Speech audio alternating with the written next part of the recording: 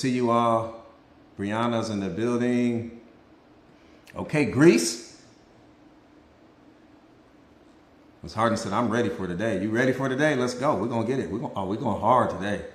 Ooh, you might need 2 seatbelts for this one. Susan's in the building. What's up, Susan? So good to see you. Yeah, you may need 2 seatbelts for this one. You just...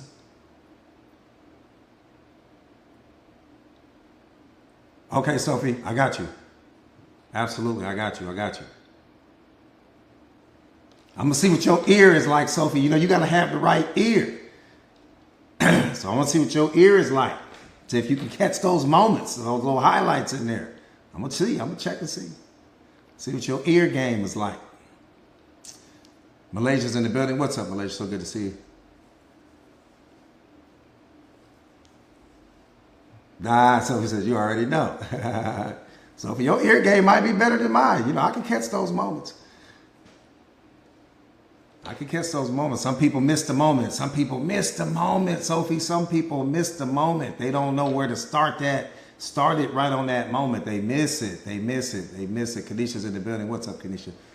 So good to see you all. Good morning, Daily Dose. So good to see you, Mama. So good to see you. So good to see you all. So good to see you. So good to see you all. Peace and blessings to you all. Adriana, what's going on? Got my Stacy in the building. What's up, Stacy? What's going on? What's the latest and the greatest? Paradise, what's going on? So good to see you. Life coaching. I do life coaching, but to be honest with you, I'm so disrespecting the title because what I do, to be honest with you, I don't even know if you could put a label on it. If I'm just being honest, but just to point your mind in a particular direction, life coaching is what I do. But it's really self-awareness, it's self-mastery, it's emotional intelligence, it's relationship mastery.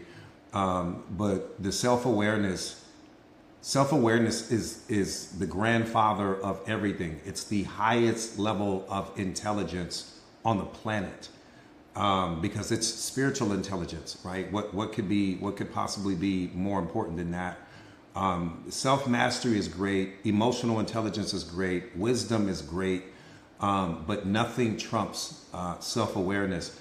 And so self-awareness is the Mount Everest of information, period. Because once you understand self-awareness, not only do you understand yourself, not do you understand every person around you, but you understand all of the systems in place. You understand all of the programming and conditioning. You see the world through from an eagle's point of view versus being on the ground. You're in the world, but you're no longer of it. And that's the most beautiful thing, I think, in the world, because that's when you truly start to become powerful, when you are in the world, but you are no longer of it. No longer of it, meaning that you're not seeking external validation. There is no suffering in your life. There's no depression in your life. There's no unhappiness in your life, because you understand that you were the root cause of it all. You're not living out of your story. There's no more pain. There's no more drama in your life, because all of the drama only exists in your mind. All of your problems exist in your mind.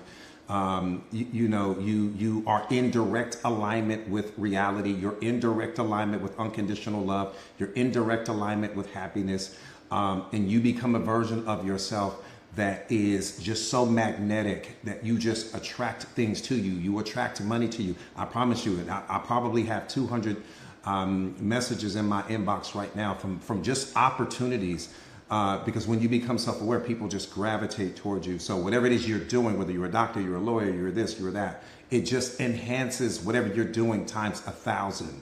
And so self-awareness is something different. It's something that I wish every single human being could experience, because I promise you, once you experience the self-aware version of yourself, you'll never want to go back to anything else. You'll never chase anything else. It's just the most beautiful thing.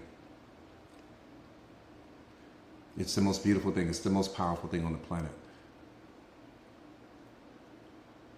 and you won't know until you're there, right? That's it. That part right there. It's all energy. You understand? It's all consciousness.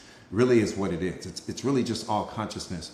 So whether you can call it energy, you could call it consciousness, you could call it the divine, you could place any label on it that you want, but it all goes back to self-awareness.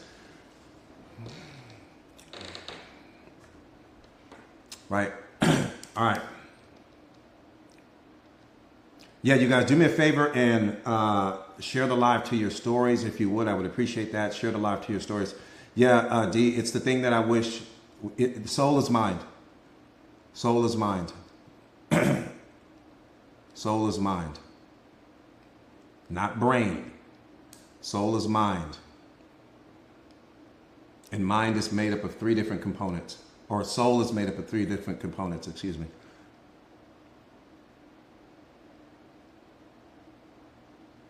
Well, mind is outside of you. That would be the first distinction. Mind is outside of you. Brain is what you are in possession of right now. Mind is what's outside of you, but mind is soul. You know, with your mind, you think, with your will, you choose, and with your emotions, you act. So your soul is comprised of those three components, right?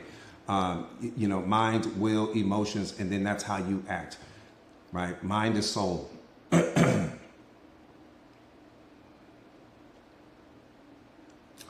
All right, let's get busy getting busy. Let's get busy getting busy. Again, with your mind you think, with your will you choose, with your emotions you act. You know, and once you understand how it all works, most people, let me say it this way, most people aren't successful in life because you're using your brain to try to create the success. Your brain's job is not to create success in your life at all. That it's not its job, that it's not its function. Your brain has one function, just one, to keep you alive. That's it. That's all it cares about. It doesn't care if you're rich, doesn't care if you're poor, doesn't care if you live in a mansion, doesn't care if you live in an apartment, doesn't care if you're homeless. It doesn't care about any of that. That's not its responsibility. Its responsibility is only to keep you alive. That's it. And it stores all of the previous experiences that you've had leading up to this moment. Your consciousness's job is to help you thrive. Your consciousness's job is to help you to become the most successful version of yourself. There's a big difference between what your brain is doing and what your consciousness's job is doing. Most people don't understand consciousness, which is why they stay stuck. Because you trying to think your way to the life that you want, and that's not your brain's job. You're asking it to do things that it was never created to do.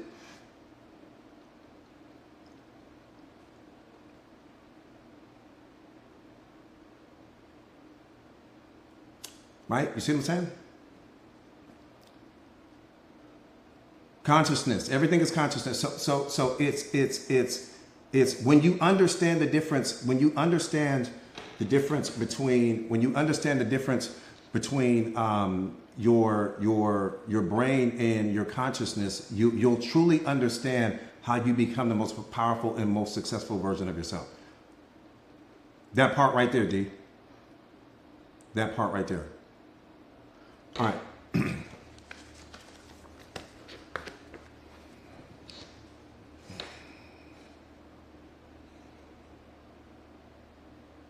I start at 9 a.m. Central Time, and speaking of which, I start at 9 a.m. Central Time.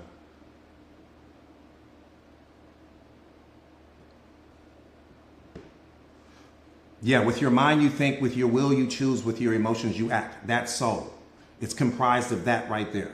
If you think anywhere outside of it, so you have brain, you have mind, and then you have consciousness. Once you understand how they all work, you become the most powerful version of yourself. One more time: brain, mind, which is outside of me, consciousness. Once you understand how they all work, it's game over after that. I don't use my brain a lot when it comes to creating success, because my brain, again, it's only trying to keep me alive. That's where all of the fear is coming from. That's where the worry is coming from. That's where the stress is coming from. That's where the depression is coming from. That's where the unhappiness and the anxiety and all of those things, that's all coming from your brain. Your brain is producing all of that. Why? Because you're asking it to predict outcomes that it doesn't have the power to predict. So anytime that it's trying to predict some outcome and it doesn't know the outcome of this particular situation, boom, here comes the fear signal. Boom, here comes the worry signal. Boom, here comes the stress signal. Boom, here comes the anxiety signal. Why is it sending you that? It's sending you that because you're asking it to do something that it was never designed to do. You're asking it to predict a pattern that it doesn't have the information available to it at that time to predict the pattern, because you're not staying in the moment. You're focused on a moment that's outside of the present moment. Anytime you step outside of the present moment, you're already in trouble. Anytime you step back into yesterday, you're already in trouble again, because you're misusing the asset. That's all it is. It's very simple. It's very simple. It's all simple. It's all simple. Once I teach it to you guys, it's all simple. And then all of the stress goes away and the worry goes away and the fear goes away and the doubt and the limitations and all of those things. It all goes away once you understand how it all works. Your only problem is just you don't understand how you work. It's the only problem you have. So you trying to think your way to success and think your way to this and think your way to that. No, you're doing too much thinking. Your thinking is what you've already experienced. Why you want to keep thinking? Why do you want to keep applying something old to something new? The present moment is new. So why are you applying your thinking to the present moment? That's what's creating the problem. You don't see that?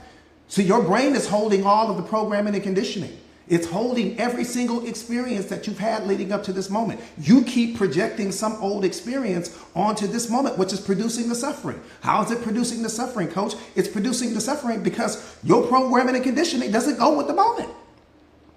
You trying to put two left shoes on. The programming and conditioning doesn't go with this moment. I'm telling you right now, your programming and conditioning does not go with this moment at all. So anytime that you apply your old programming and conditioning to the present moment is saying this doesn't fit here, and it's rejecting that. And when it rejects that, it creates the negative feeling in you. But once you understand consciousness, and once you understand that I need to always be in a flow state, I don't need to keep adding something. Does your brain serve a powerful function in your life? Absolutely. But we're walking around spending 75, 80% of our day in a state of thinking. You're always thinking. Again, your thinking is everything that you've already experienced. How are you growing if you keep entertaining what you've already experienced? How are you growing? You can't learn nothing new because you're too busy thinking.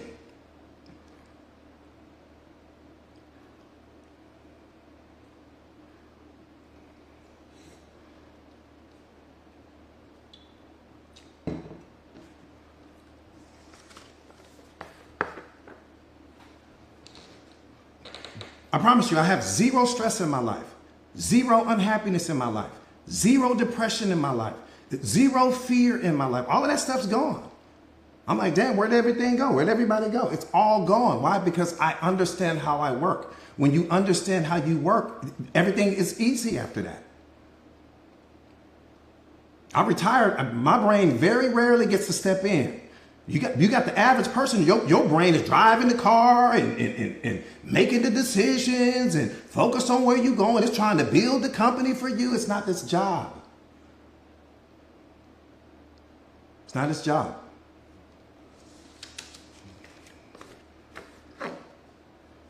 You said, so am I constantly having to check myself? No, because like I said again, I'm in alignment with the present moment. I'm never out of alignment with the present moment. Right? Once you become in alignment, and if you're not there yet with respect to self-awareness, then I understand, and you'll get it when you become self-aware. I'm always in alignment with the present moment. I'm never out of alignment with it. Well, what's the present moment? God is the present moment. See, what most people don't realize is that nothing negative can exist in the present moment. Did you guys know that? Did you know that? There's not a single negative thing that can exist in the present moment. Not one. Give you 50 years to think of one. I promise you, you'll never think of one. Nothing negative can exist in the present moment. Let me tell you why nothing negative can exist. Because the present moment belongs to God. All of your programming, all of your fear, all of your doubt, all of your limitations, all of your worries exist in a previous moment, not in this one. Think about what I'm saying. Everything negative exists in some previous moment, not in this one. God is like, if you don't get that about my moment, nothing gets to be where he is. The present moment belongs to him. And let me tell you what you do. You reactivate some previous experience that you've already had, and you project that onto the present moment. It's not a part of the present moment. It's only a part of the present moment in your mind. That's why your fears don't live in my mind. That's why your problems don't live in my mind. That's why your anxiety doesn't live in my mind, because it's not a part of the present moment. It's only a part of the present moment in your mind, nowhere else. So all of your suffering, you're creating. All of the unhappiness, you're creating. All of the depression, you're creating. You are creating it all. But God is so powerful and so beautiful. He says, nothing gets to be where I am. Not that's negative. I'm love. Nothing gets to be here. Now you can have it in your mind all day long. It won't be here. It won't be where I am. I can promise you that. I'll let you think whatever you want to think.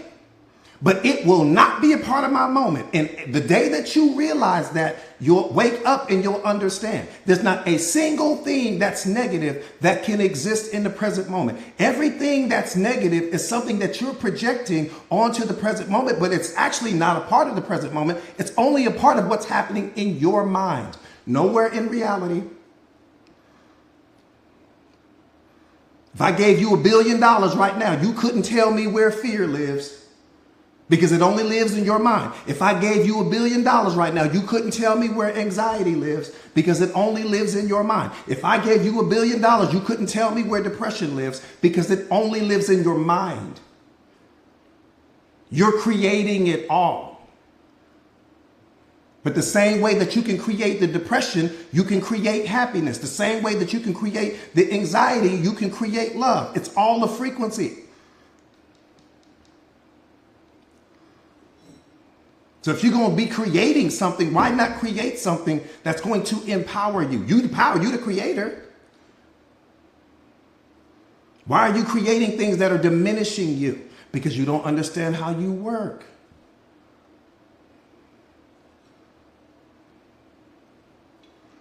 Does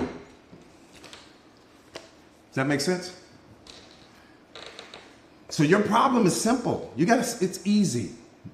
It's easy. I'm going to help you master it. It's easy, I promise you. You don't even need to be stressed out about anything. You don't need to be worried. You don't need nothing. Everything is fine. I promise you, everything is fine. You're in good hands right now. All of it is in your head, Marie, all of it. Think about what I'm saying. You're reactivating previous memory traces from a former now. See, you got to understand that the past is the now remembered. The future is the now imagined. And the present moment is the now experienced. Once you master your understanding of that, it's game over. Let me say that one more time in case you missed it. The past, what you call the past, is the now remembered. What you call the future is the now imagined. And what you call the present moment is the now experienced. Two of those things don't exist. Only one do. Only one of them does.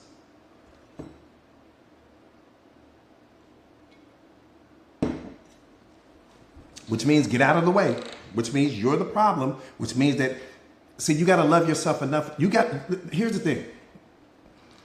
Here's the thing. You got to fall in love with you. That's really what it's all about. You got to fall in love with you. Because if you don't fall in love with you, you'll never have a burning desire to become something greater than you are right now. You got to understand that you are something that there is not a word that has ever been created that can describe what you are. No one can tell you where love comes from. No one can tell you where consciousness comes from. You can take every scientist on the planet, every theologian on the planet, every preacher, pastor, take the Pope, take every person, roll them all up in a ball. And there's not a single person that can tell you what love is. There's not a single person that can tell you what happiness is. There's not a single person that can tell you where consciousness comes from. Not one. And if I were to take 1 billion people and put them all in a room, watch this. If I were to take 1 billion people, put them all in a separate room where no one could hear the next person's answers, I would get 1 billion different definitions of love. I would receive 1 billion different definitions of what happiness is. I would receive 1 billion different definitions of what consciousness is. Why is that, coach? Because everyone is looking at these things through our concept of them. We all have a concept, but a concept is not reality. That's how people see you. They see you through a concept of you. They don't see what you really are because no one knows what you are. They know your name. They may know where you work. They may know certain actions and behaviors that you may have. They may know your parents and a few people in your bloodline and all of that, but they don't know who you are at your essence. Let me tell you something that's mind-blowing. If you were to take all of the smartest people on the face of this earth, I didn't say some of them, I said, if you were to take all of them, they cannot exhaust the single essence of a fly. No one can tell you what's at the essence of a fly. If I can't tell you what's at the essence of a fly, how the hell can I tell you who you are? Why would you allow someone to tell you what you are and to place all of these limitations on you? You are consciousness. No one can describe where you come from. No one can describe what you are. We can put you into a concept, but the concept is not reality. You don't fit into a concept. And if you don't fit into a concept, how do we put God into one? If we can't fit you into a concept, and we can't, how do you describe God with your thinking mind? You can't. But you got so many people out here that will tell you and talk like they know. God told me this, and he told me that. That's your spiritual ego talking, sir. You need to turn that volume down. You're speaking from your spiritual ego. God didn't tell you that. You're speaking from your spiritual ego right now, and you're projecting what you really want me to do onto me, and you using God because you think I'm going to listen a little bit harder because you saying God said it. Stop letting people play with you. God put it on my heart to tell you. Now, why didn't he put it on my heart? He lived in me. You mean to tell me that he jumped out of my body, jumped into your body only to give me a message when he's already inside of me right now? That's what you're telling me with a straight face? You better let people quit playing with you, man. God told me to tell you, young man, God told me to tell you, young lady, the relationship that I have with God is unique to me. There's not a single person in history that will ever have the relationship that you have with God. That's what the self-awareness is trying to teach you. Every single human being is going to have a different experience of him because every single human being has a different gift, has a different purpose, has a different mission. That's why he places you in a state of isolation. He ain't going to have nobody talking for him. I promise you. He's not going to have that man or that woman come up and tell you anything that he's not going to tell you yourself. But he places you in a state of isolation because you don't know the sound of his voice. Because you listening to the people on social media, you listen to the people in this organization or in this group, you listening to your parent, you listening to your friends and your family. You got so many voices in your head, you can't hear his. So he places you in a state of isolation so that you can hear him. And he removes everyone away from you.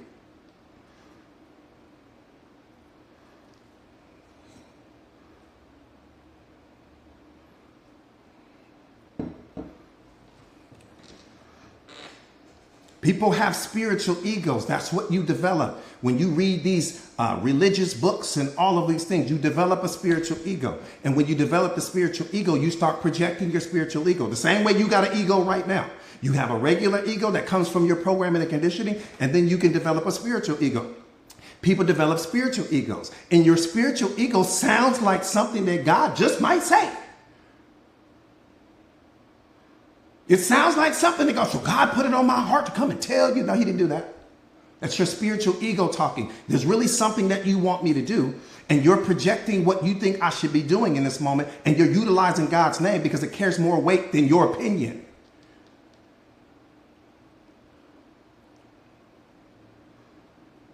That's why they do it. His name carries more weight than their opinion. So if they just walked up and said, I think you should be, you wouldn't be listening. But the moment he says, God put it on my heart, you stop in an instant.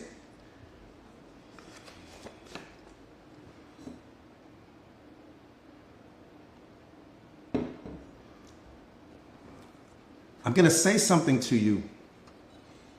I just need you to hear me. I'm not asking you to change anything.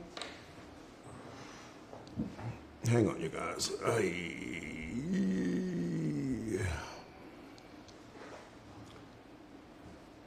I'm going to say something to you right now. Just listen with your spiritual common sense. That's all. It's right in front of you. What I'm getting ready to say is right in front of you. You don't have to be a mathematician. It's not a math problem. It's not going to be hard to figure out. A lion's cub, right? A lion's cub is a lion. A bear's cub is a bear. And God's child is a God. Don't let that go over your head. Understand what you are. I said a lion's cub, I don't give a damn what country you go to, is a lion. A bear's cub will always be a bear. A child of God is a God. You're an extension of him. Understand what you are.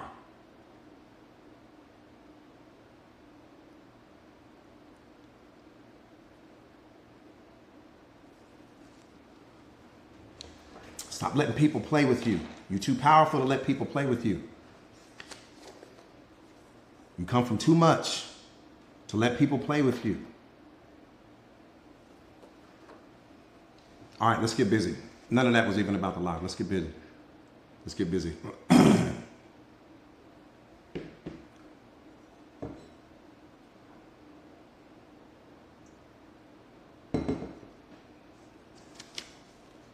When people don't understand what you are, they'll place a label on you. And when you don't know any better, right, you start identifying with the label that the person places on you because you don't know any better, right? Anytime that a person doesn't understand something, we attach a label to it. And the moment we attach a label to it, all understanding stops. All growth stops. Everything stops. That's why in awareness, we don't attach labels to things, no matter what, because now all knowledge stops. Once I think I know, I'm no longer looking for the answer, right? And then once you attach the label to that person and then you attach belief to it, the belief creates the experience. So it'll keep me blind to the truth. I'll never know what you are once I attach the label to you, because all growth, all understanding stops. That's why you don't allow people to attach labels to you, but that's also why you don't attach labels to yourself. You are the divine experiencing life as a teacher. You are the divine experiencing life as a doctor. You are the divine experiencing life as a content creator. You are the divine experiencing life as a fill in the blank. No labels. You are the divine experiencing life as a homeless person. No labels there. So you can't place me in any box. The moment that I say I am a blank, I am a teacher, I will never be seen as anything greater than that. Not because I'm not, because I placed the label on myself. I placed the limitation on me. When you become self-aware, there are no more labels.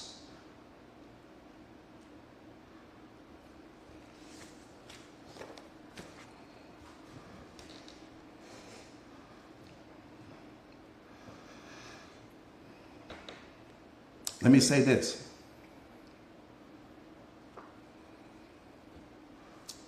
He said change can happen at any time. Absolutely. People think it takes time to change. No, change is a decision. The moment you make the decision, the change has happened already. There's nothing else to do.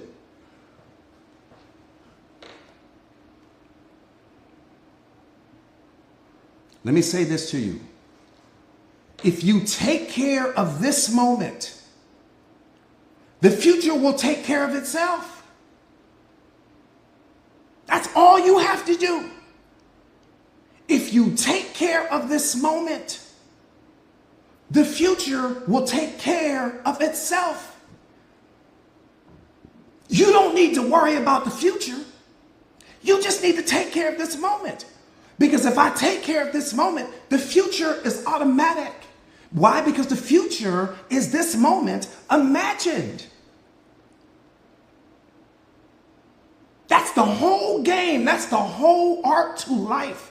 The only thing you have to do, God is asking you to do one thing. He's only asking you to do one thing. He said, I got yesterday and I've got tomorrow. I need you to take care of this moment. Don't worry about what I'm doing in the future. Don't worry about what happened yesterday. Take care of this moment. The only thing you have to take care of is what you own. Everything else is only an extension or the byproduct of that. It's what you own is this moment. You are responsible for what you add to this moment. That's the only thing you got to do. You don't have to focus on anything else. If I take care of this moment, the future will take care of itself. But if I don't take care of this moment, what is my future going to look like? See, you got to understand that when that person is in that toxic relationship, man, you didn't take care of the moment. That's what I see. That's what I'm hearing.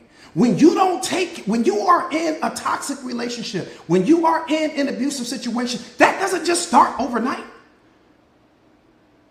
That doesn't just start in a nanosecond. Man, that took time. Which means that where were you at? You weren't taking care of the moment. Why? Because you were focused on what these people were doing over here, watching people on social media, all in these people's business over here, focused on who's dating this person over here, caught up in the celebrity gossip. Man, you weren't home. So because you weren't mastering the situation had mastered you. And before you know it, you all in some toxic situation now. You trying to figure out how to get out of this box you put yourself in because you did not take care of the moment. Because if you were taking care of the moment, there would be no toxic relationship. There would be no disrespect. There would be no abuse because we're going to stop that right here. We won't get past this moment. We're going to either blow it up in this moment or we're going to leave this moment. We're going to disconnect in this moment. But what we will not do is take this negative moment into the future. No, we're going to stop right here. We're going to pull the car over right here on the side of the road. We'll be sitting here. We'll be sitting here at 5 o'clock in the morning before I allow this relationship to take another step with the disrespect, before I allow this relationship to take another step with the abuse. I caught it day one. You talking about you've been in a relationship for 5 years and been in a relationship for 10 years and been in a relationship. Coach, I've been in this abusive relationship all this time, but you ain't taking care of the moment. I don't know what's in control of your moment, but you're not, because there's no way that the relationship could have ever gotten out of control if you were taking care of the moment. Which is the only thing that God is asking you to do. Stay out of everyone else's lane and focus on your lane because your lane is too important.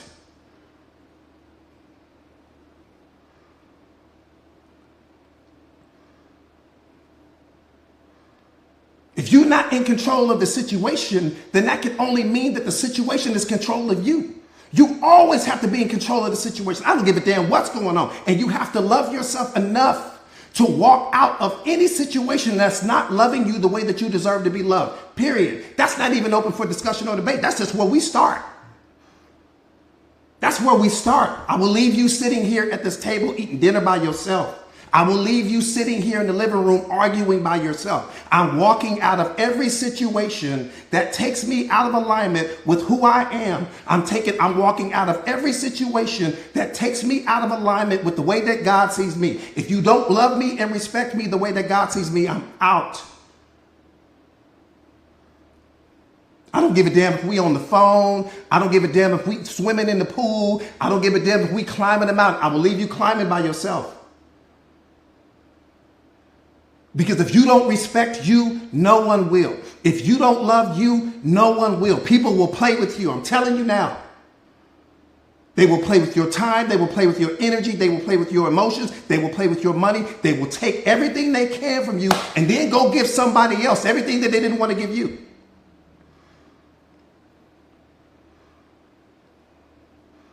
If you take care of the moment, the future takes care of itself.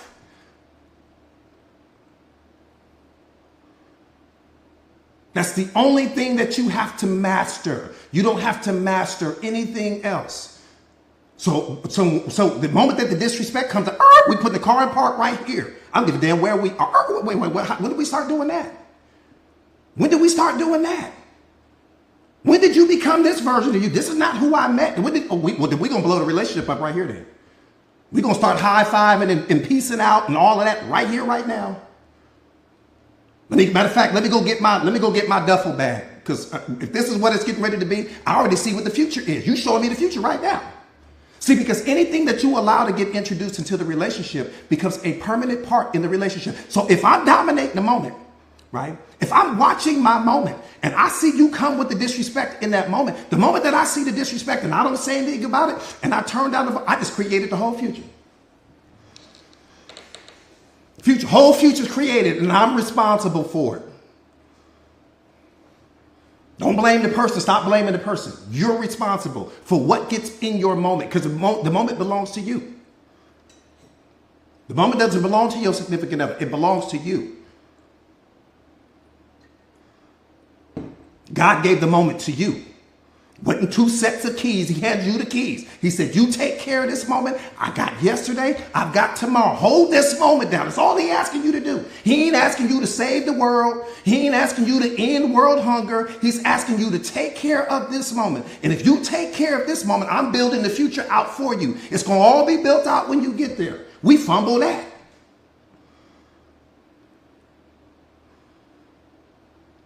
How you fumble the moment and it's all you got. Because we're never there. We're always in the future somewhere creating our anxiety. We're always in the past creating our depression. We're always in other people's business comparing ourselves to other people, which lowers our vibrational frequency. We're always thinking about who we used to be, which leaves us in a state of dissatisfaction. Man, you better get into the moment before the moment gets into you.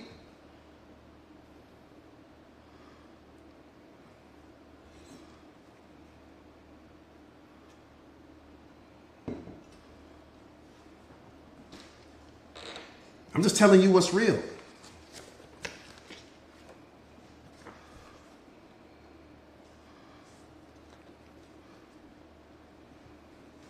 I'm telling you what's real.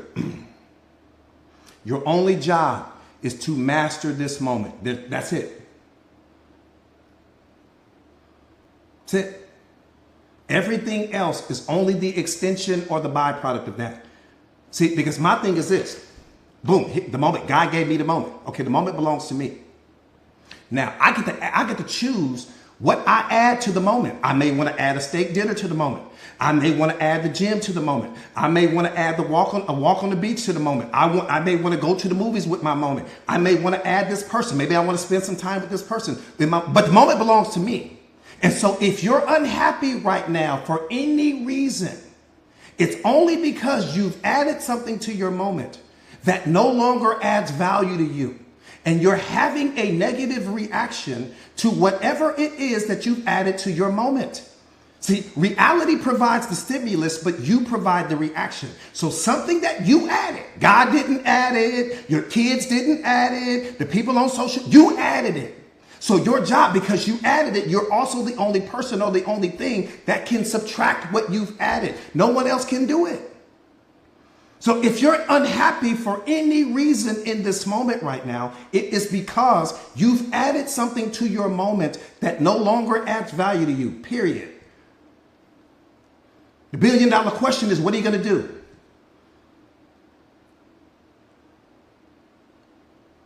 It's the only thing that's important. What are you going to do? It's your moment. What are you going to do? You're going to walk around unhappy all day? You're going to walk around disconnected from God all day? You're going to walk around disconnected from the highest vibrational frequency all day? Or are you going to remove the thing that no longer adds value to you? Are you going to love yourself enough in this moment to eject whatever it is that's in your life right now that's no longer serving you, no longer adding value to you? See, let me tell you something. Let me tell you something about that attachment. That attachment is a bad boy. Let me tell you something about that attachment. The attachment will convince you that you need the person, even though the person no longer adds value to your life. That's why you hang on to people that don't serve you, because the attachment has you convinced that you need this person, even though the person doesn't serve you, even though they make more withdrawals from you than deposits. The attachment, that's why you got to let go of your attachment. That's why detachment is the most powerful skill you can develop, because once you understand detachment, I understand that, listen, my job is to dance my dance. That's it. That's all. My job is to show up to the present moment and be the most authentic version of myself. No pretending, no creating stories about how I think things should be, how I think. No, I'm fluid. I'm in alignment with reality. If reality goes left, I'm going left. If it goes right, I'm going right. If it brings me someone, wonderful. If it takes someone away, wonderful. Nothing belongs to me. I'm fluid with reality. So whatever happens, what do I say all the time? We only get two things in life. We get blessings and battles. That's all you get. It's so simple. Life gives you blessings and it gives you battles. What you have to understand about the blessings is that the blessings are short-lived. So God is going to hand you the blessing. It's going to bring you temporary joy, temporary excitement, temporary happiness, and then it's gone. So you don't cling to the blessing. And right after the blessing, he's going to send you a battle. That battle being a metaphor for some obstacle, some hurdle, some roadblock, something that you're going to have to overcome. Once you overcome whatever that battle is, once you overcome that, he's going to send you another blessing. Now, if your life was only filled with blessings, there would be no growth. And if your life was only filled with battles, there would be no happiness. So you need both. You need the blessings and you need the battles. Let me tell you how you become the most powerful version of yourself. When you start looking at the battles through the same filters that you see the blessings through, oh, you become amazing. You become amazing because the battles is what transforms you. The battles is what leads to self-awareness. The battles is what's going to help you become the most powerful version of yourself. Not the blessings. The blessings only give you harmony in life. You become the most powerful version of yourself the day that you look at the battle through the same filter that you look at the blessings through. See, because somebody programmed and conditioned you to look at your life as good or bad. You categorize everything as good or bad. And anytime that something is bad, right, you have a negative reaction to that, meaning you release all of these negative feelings because it's out of alignment with your programming and conditioning. So you say it's bad, but the moment that you say it's bad, you lower your own vibrational frequency. Nothing is bad. Everything is a blessing to you. The battle is infinitely more important to your life than the blessing is. So if the battle is infinitely more important to your life than the blessing is, why isn't everything just looked at as a blessing? That's what it is.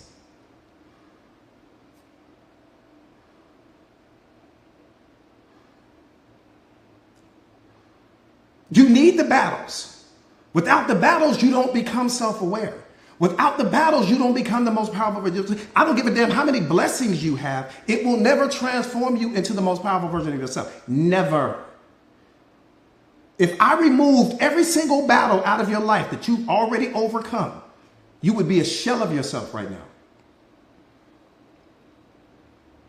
That's a diamond hard fact. I don't even have to know your name to know that. If I removed all of the things you've already overcome, you would be a shell of yourself right now.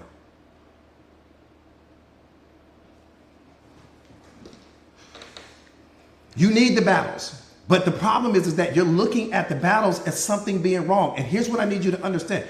You may be in a season of your life right now where you're having the battle, right? You're going through a season of your life right now. You've got to understand that. Once you get that, you got to understand that what's on the opposite side of that battle is all blessing.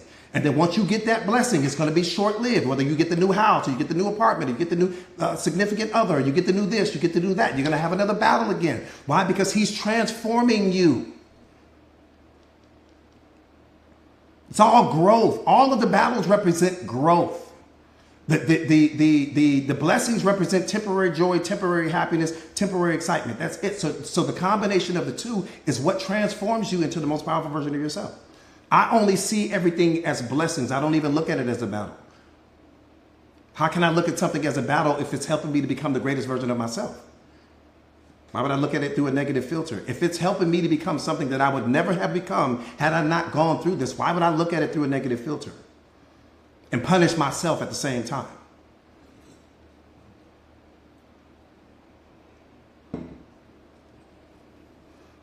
When you change the way you look at things, everything you look at changes.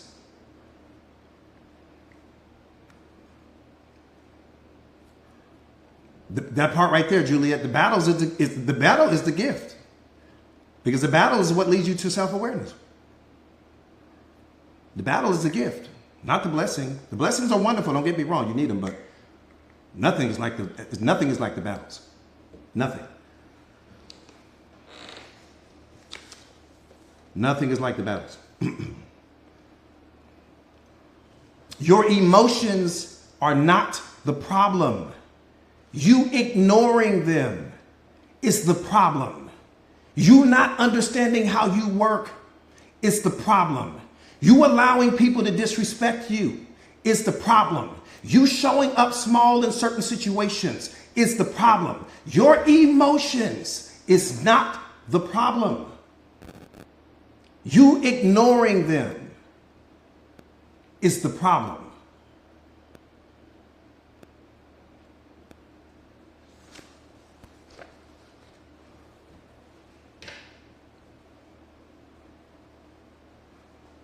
And not taking the time to understand how you work is the biggest part of the problem.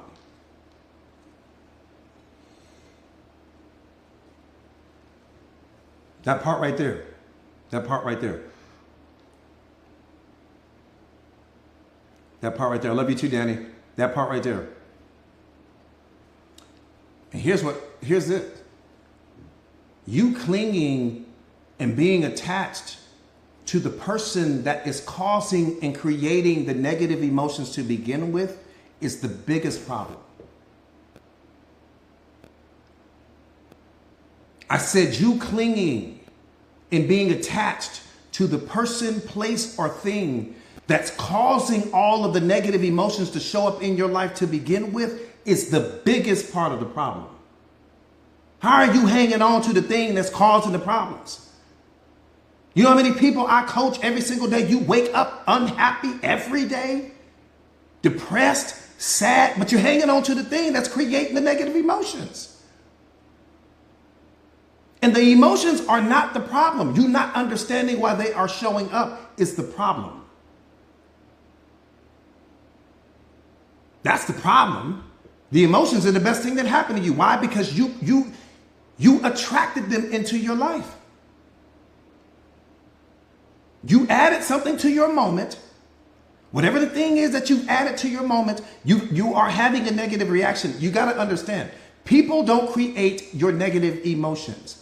The situations don't create your negative emotions. Circumstances don't create your negative emotions. The meaning that you attach to those things creates the emotion. The story that you tell yourself about that particular thing creates the emotion. So don't point the finger at the person. He makes me unhappy. She makes me unhappy. Humanly impossible. Don't say that out loud. Because saying that out loud reveals your level of awareness or lack thereof. Don't say that out loud. Nobody has the power to make you feel anything. The story that you create in your mind about the person is what's hurting you. Your reaction to the person is hurting you. The meaning that you attach to them is hurting you, which means what? I've got a choice here. Come on, come on. I've got a choice here. I can continue to hang on to the person and experience the negative emotions because the emotion won't leave until the person does. Or I can hang on to the person, right? Or I can let go of the person. And the moment that I let go of the person, the emotion is gone like that. I can continue to cling to the previous moment and hang on to my depression, or I can let go of the previous moment and my depression goes away immediately. Make a choice. I can continue to cling to the future and create my anxiety, or I can get locked into the present moment and let go of that thought and my anxiety goes immediately. You have a choice. You're creating it all.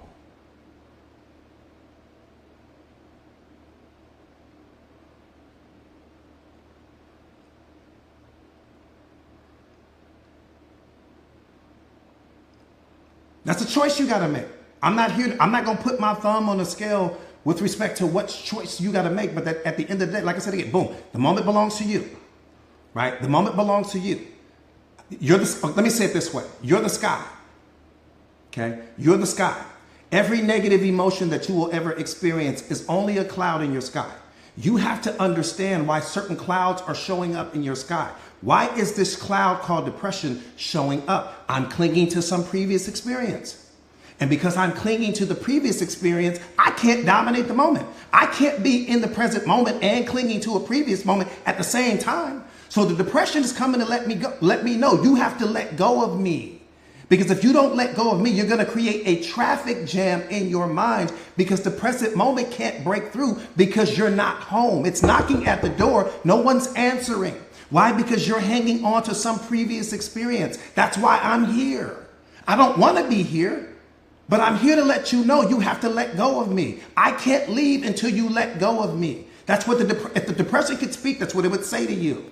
I don't want to be in your life, but I'm only here to let you know that you are out of alignment with the truth. You are out of alignment with reality. You are out of alignment with God right now. And if you continue to cling to this thought, I will continue to show up. I don't want to be here. I want to go. I want to leave. But I can't leave because you won't let go of the thought. And you've created a traffic jam in your mind. Everything is backed up now. That's why the depression is showing up. The anxiety is showing up because you're too far out in the future. You're trying to predict outcomes that you don't have the ability to predict. You're not trusting God. You have no trust. You're worried about what might happen.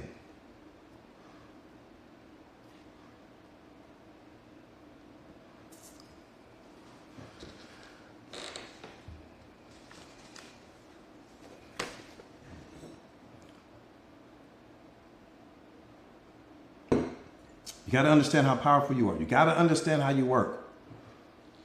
You got to understand how you work.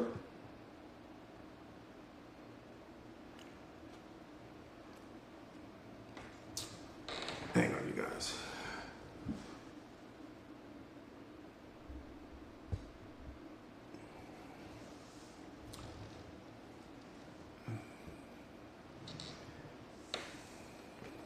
Yep.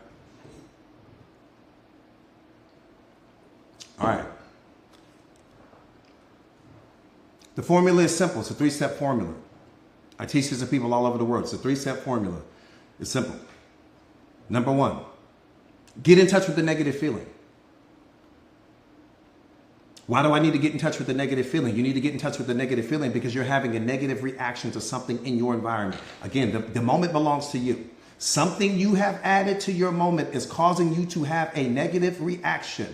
So step 1, get in touch with the negative feeling. The feeling is on your side. So you don't need to run from it. You don't need to suppress it. You need to understand why it's there. You don't need to start identifying with it and all of those things. You don't need to do that. You need to understand why it's there. Get in touch with the negative feeling. Go out in nature. Get away. Go sit by the beach. Go sit by a river. Go sit somewhere. I appreciate that, Mama. Thank you. Right? Go sit somewhere. Why? Because you got to get in touch with the negative feeling. That's number 1.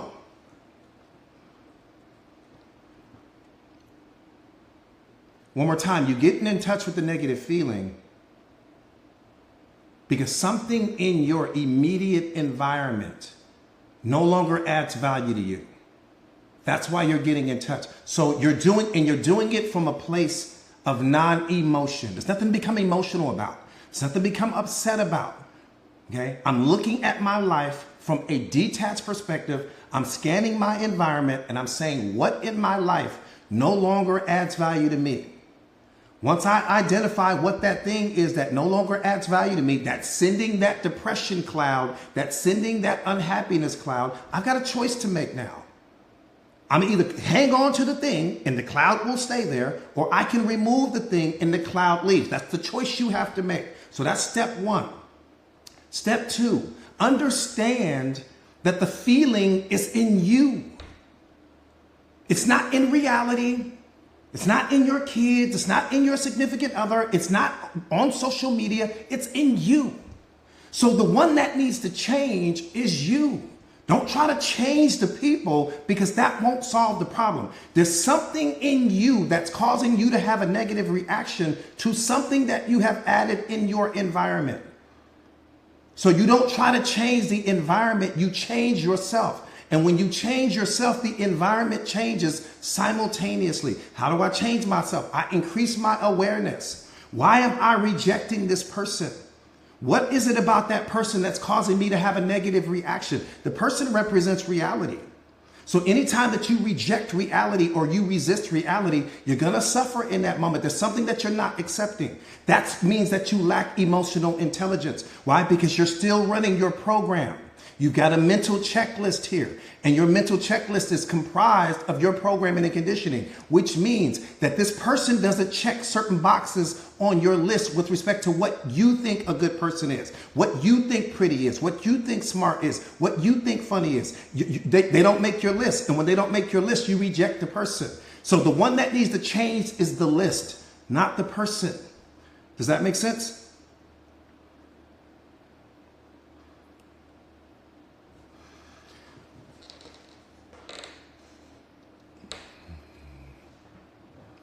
Got it. Shonda, I see you. Thank you, Mama, for everything you do. Okay. So you don't change the person. Change the one that created the list. You created the list. The person didn't create the list. Okay. Step three. Don't identify with the negative feeling. And the reason why you don't identify with the negative feeling, number one, you're the divine in human form. You don't identify with anything. Other than God, you don't identify with anything. Again, you attracted that particular cloud into your sky. You're the sky. The cloud is only there to let you know that something no longer adds value to you. Come on, y'all. It's right here. It's right here. Listen to what I'm saying. You are the sky. Don't hang on to the metaphor too tight, because if you do, you miss the point. You are the sky.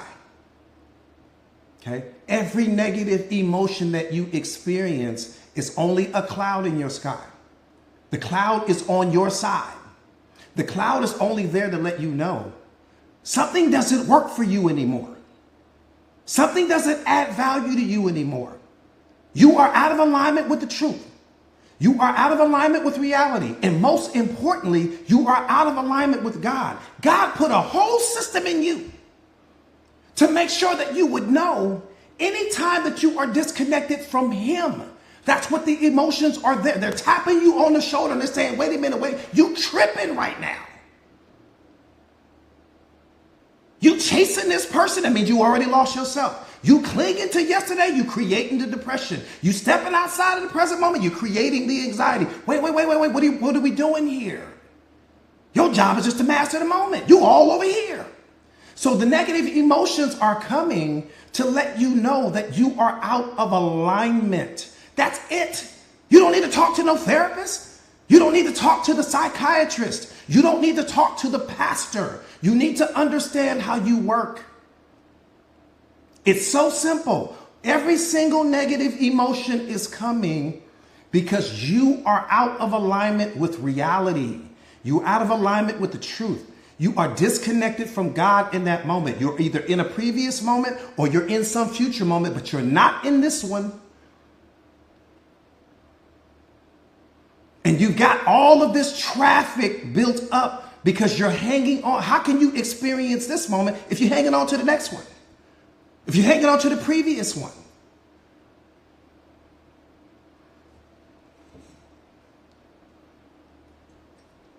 going back to my original point, when your only job is to master this moment. What's serving me in this moment? What's no longer, that's it. You got to become get your black belt in that. Become a 7th degree black belt in just mastering the moment. Become a 7th degree black belt in removing anything from your life that doesn't serve you, that doesn't add value to you, that doesn't love you the way that God loves you. It's a simple formula.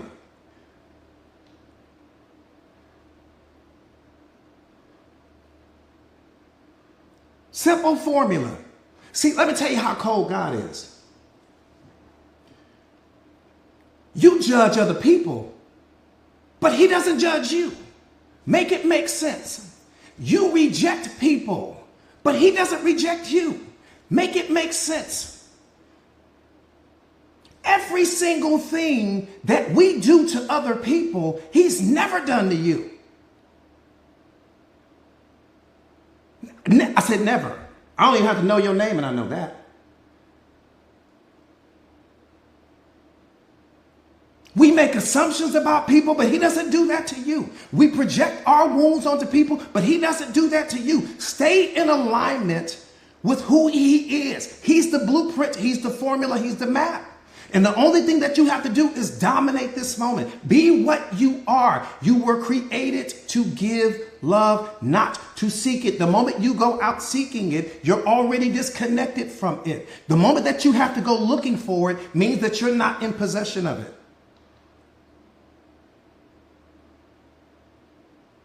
If you're looking for love, that means you're not in possession of it.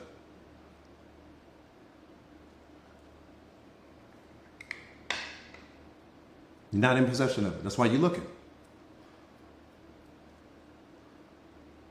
You find things when you're not looking for them.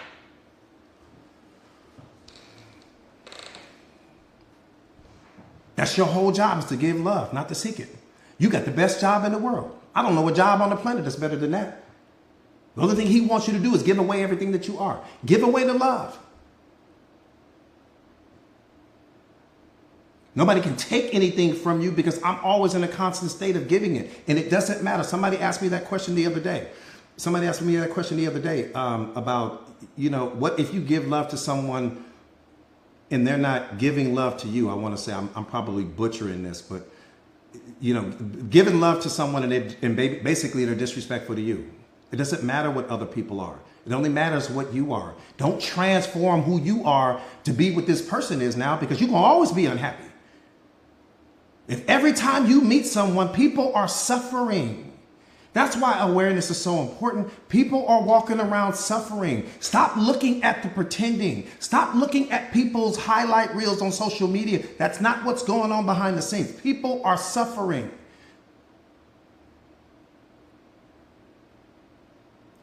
People are suffering. They're in pain. They've got trauma. They've got unhealed versions of themselves. And everybody is doing such an amazing job at pretending to be happy, pretending to be this, pretending to be that. You're buying the trailer to the movie, but you didn't see the movie. The movie was ugly. You bought the trailer though.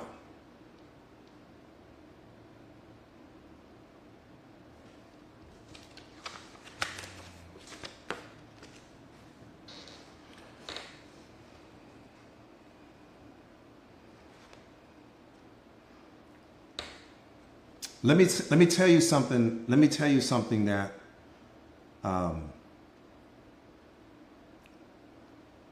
this is not philosophy. What I'm getting ready to give you, it's awareness. Once you really understand it,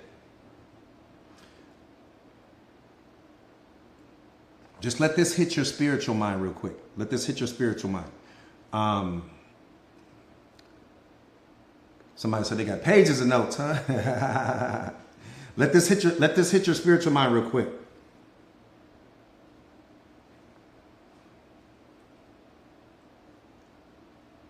You are a lover, warrior, guardian, and leader all at the same time. I'm gonna qualify it though. See, in your mind, you may not see it. Let me tell you how powerful you are. You are a lover, warrior, guardian, and leader. I'm going to qualify it. I'm going to qualify that for you. You are a leader with respect to whatever it is that's happening in your tomorrows. Tell me another human being that's responsible for that. Take God out of the conversation. Tell me another human being. I'm qualifying what I'm saying to you right now. Tell me another human being that God put in charge of being that for you. You are the leader because you are responsible for what happens in all of your tomorrows. No one else carries that title but you.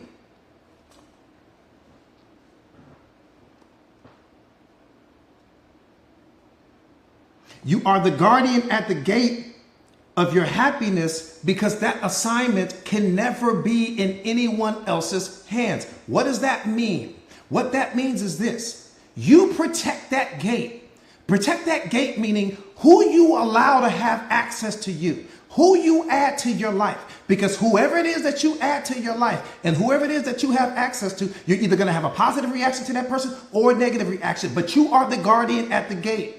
I can't add people to your life even if I wanted to. That job is yours. So you're the guardian with respect to who you allow to have access to you. I just qualified too.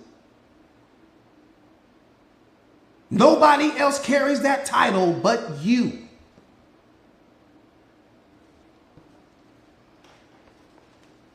So we got leader already. We've got guardian already. And the warrior in you must always fearlessly protect what you love. In my opinion, this one is the most important. I said the warrior in you must always fearlessly protect everything that you love. Let me tell you what that means. There are certain relationships that you have that should be sacred. My relationship with my students is sacred. There's not a single person that can speak into that relationship. I'll fight you in the street. I'll fight you in the street for that one. I'm so protective over them. So protective. No one gets, I don't care if it's my mom. I don't care if it's my sister. I don't care if it's my brothers. I don't care if it's a friend. No one gets to speak into that relationship. My relationship with God is sacred. No one gets to speak into that. You got to know what happens. There should be certain relationships that you have in your life where there's not a single person. The relationship that you have with your significant other should be sacred. Stop telling your friends everything that your significant other is doing wrong to you. Because if you're not ready to leave that person, what you got to understand is that you're running a program in their mind. They have an emotional attachment to you, not to that person.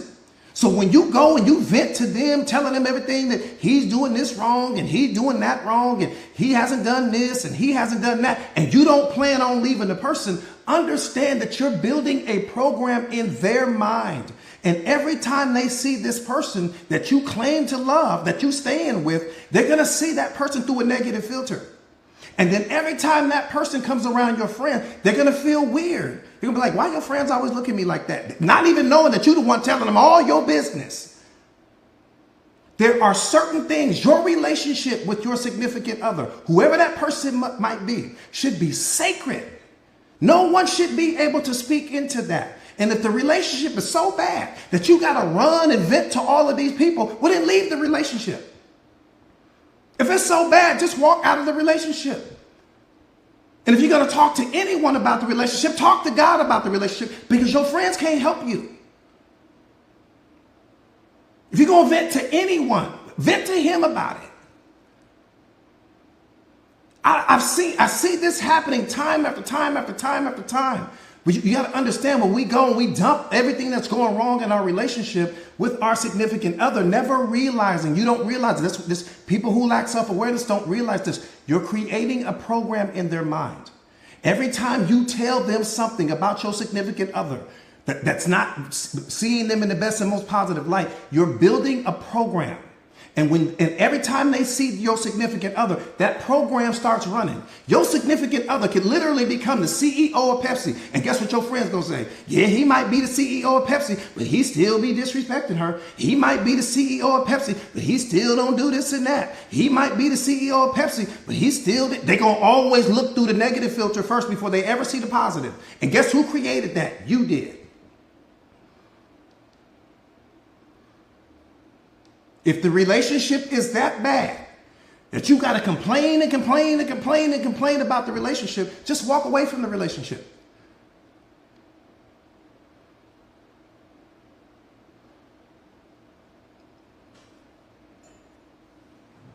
And if you're going to talk to anybody, talk to God, because he's the only one that can fix whatever's broken in your relationship. If your friends can't do it, again, they have an emotional attachment to you. They're going to always see it your way. I don't give a damn what you say in that moment. They will always see it your way.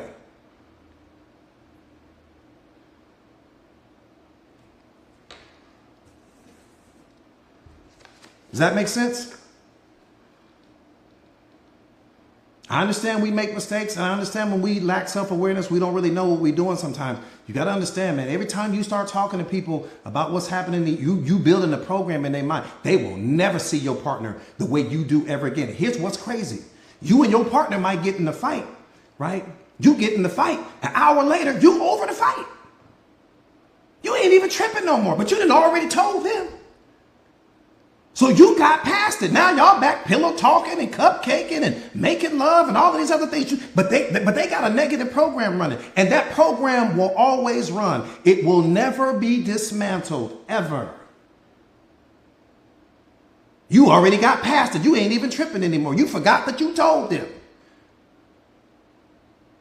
They don't forget.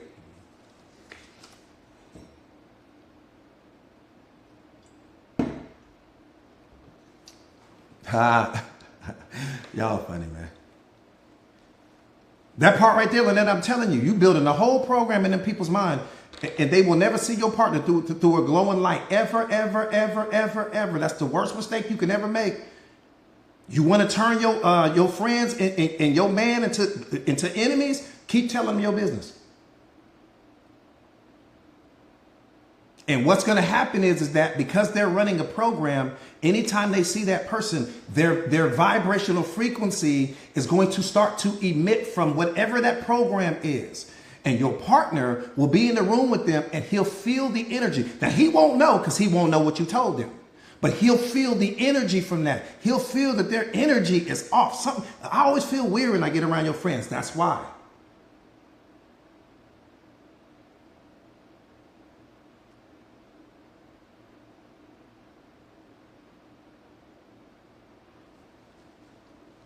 Yeah, because I'm telling you, yeah, if you don't like your friends' boyfriends because they put a program in your mind and that's the only way you see that person.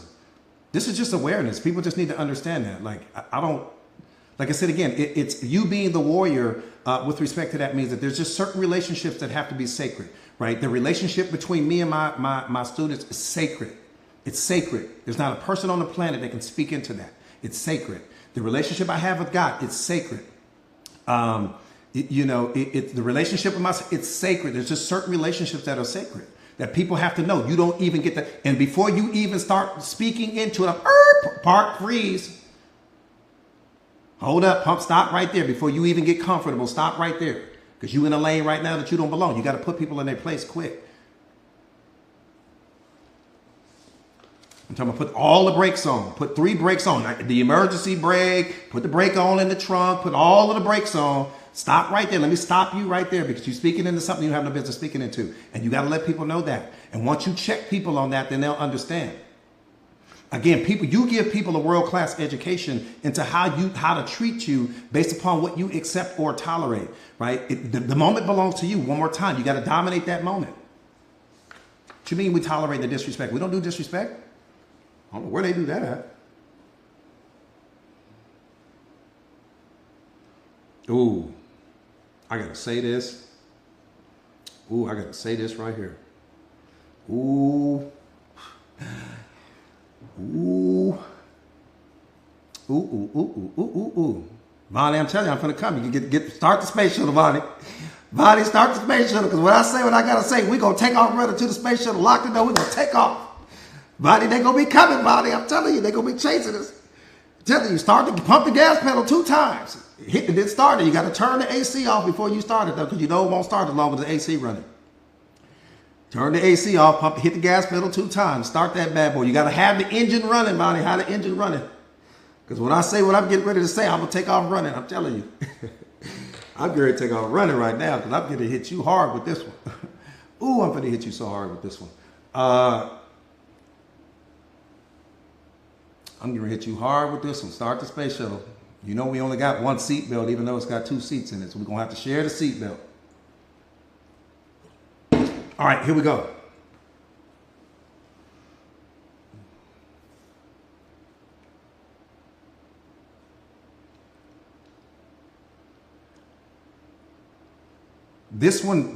What I'm getting ready to say, it bothers me spiritually. Stacey, thank you, Mama. I appreciate that. What I'm getting ready to say right now, it bothers me spiritually.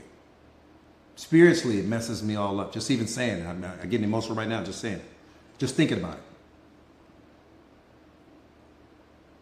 If you have to ask a person if they still care about you, the answer is in the question.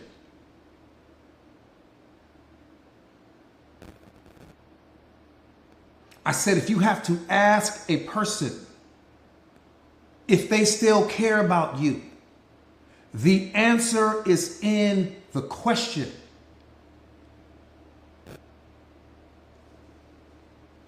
If you have to ask a person if they still love you or want to be with you, the answer is in the question.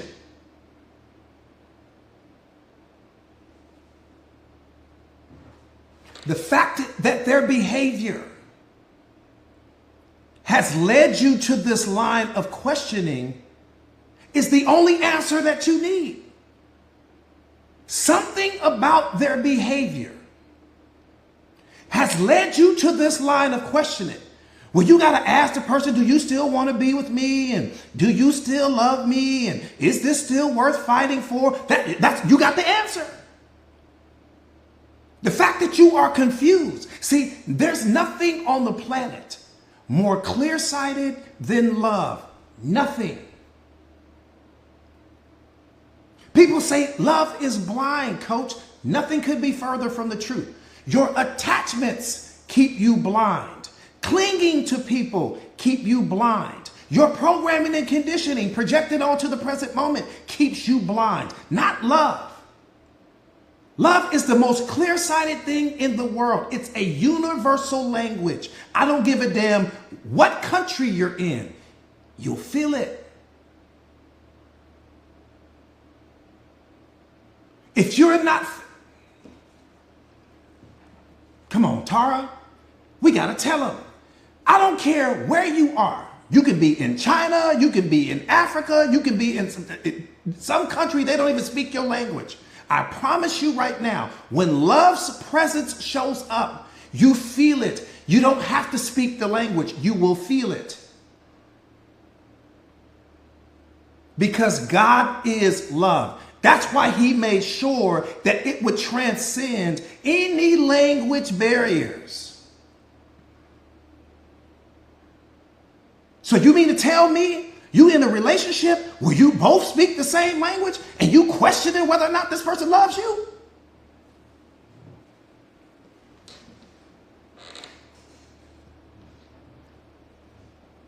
That's what you're telling me?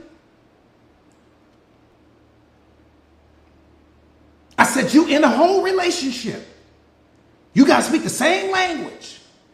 And you confused about whether or not this person loves you or not. Love's not there. That's why you're confused.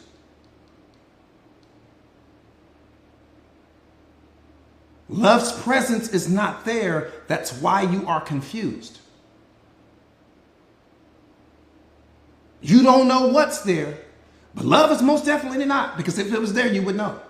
We don't have to talk to the preacher when love is there. We don't need to go talk to the therapist when love is there. We don't need to go talk to the psychiatrist when love is there. When love is there, we don't need to talk to anyone.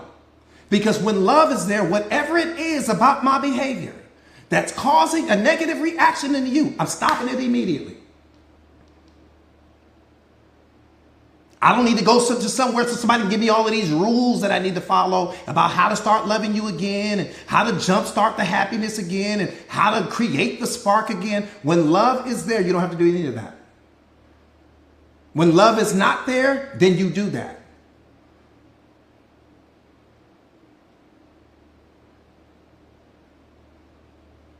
If I got to pump you back up into loving me again, you don't love me. If somebody's got to sit down and coach you on how to love me again, you don't love me.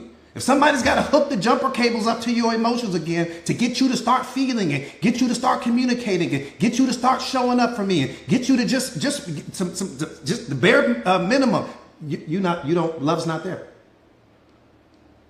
Hasn't been there. And the problem is that that's a reality that you're not willing to accept yet. You don't want to accept the reality of that. You know love is not there, but it's a reality that you don't want to accept. So you run to the therapist. You run to the psychiatrist. You run to the pastor. You run to all of those people. Why? Because you're not ready to walk away, but emotionally your partner already has. Emotionally your partner has already checked out. You just haven't checked out yet.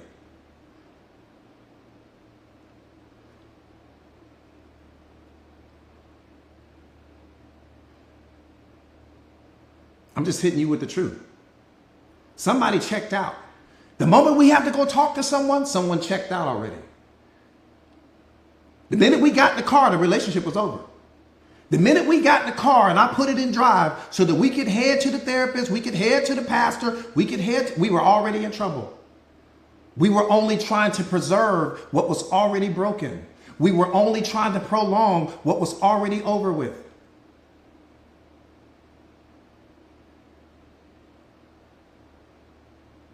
Somebody just wasn't ready to accept that.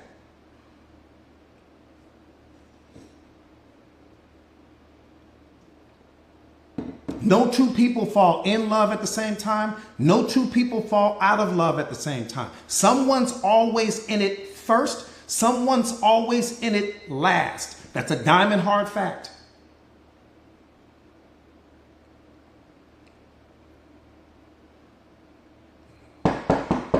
Truth is knocking at the door. We're going to open the door. We're going to let truth sit outside.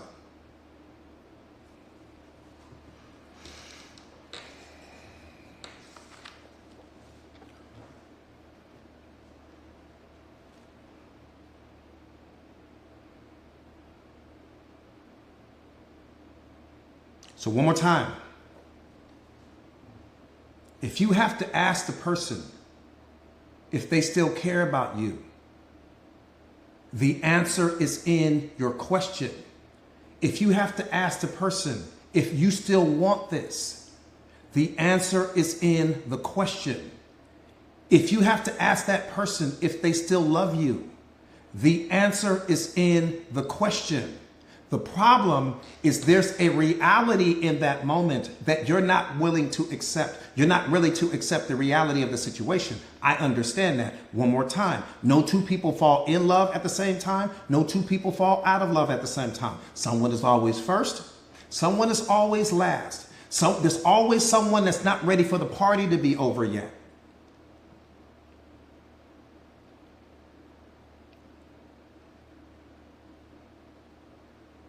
And the fact that this person's behavior led you to a line of questioning is the only answer you needed.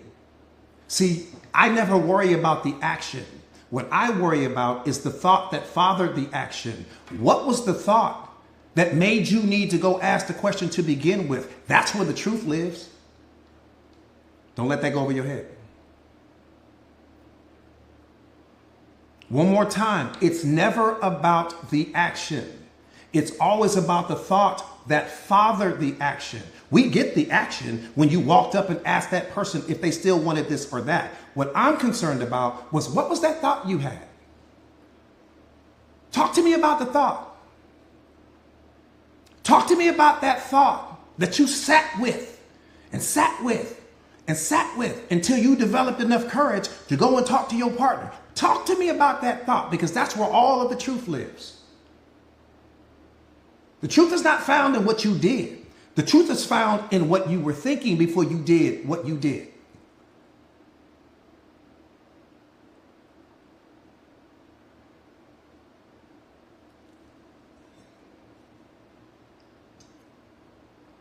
Come on, Silver CEO, we got to teach him.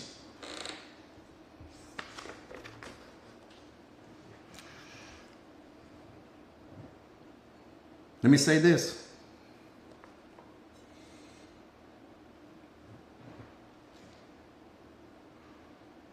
If you keep showing up to the toxic relationship, that's a decision. If you keep tolerating disrespect from other people, that's a decision. If you keep waking up being the same person that you were yesterday, that's a decision. Your life won't change until your decisions do.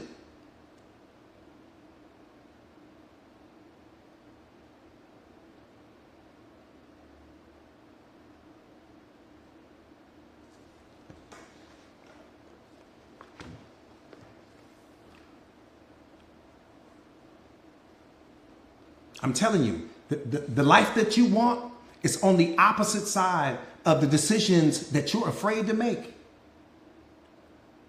Some of you guys right now are stuck in life. See, I tell people this all the time. The heaviest things in life are not iron and stone. The heaviest things in life are unmade decisions.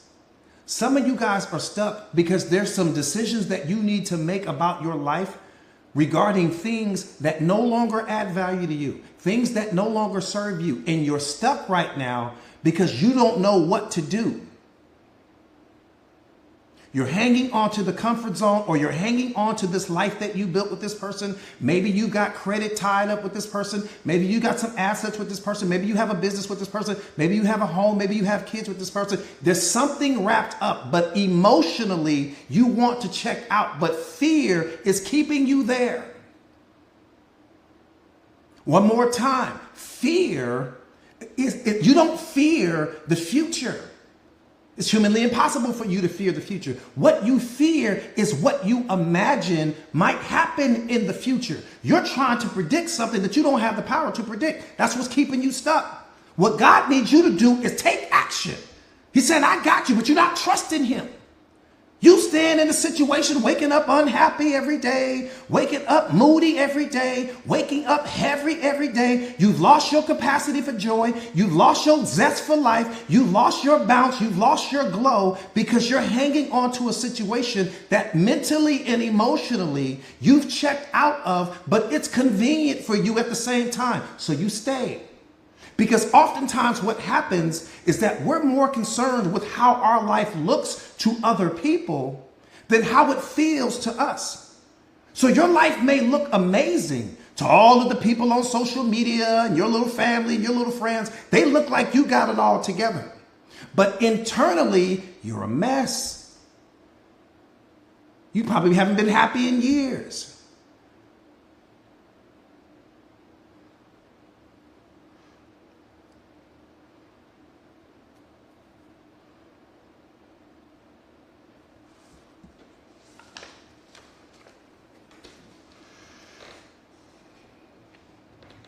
One more time, if you keep showing up to the toxic relationship, that's a decision. If you keep tolerating the disrespect, that's a decision. Your life won't change until your decisions do.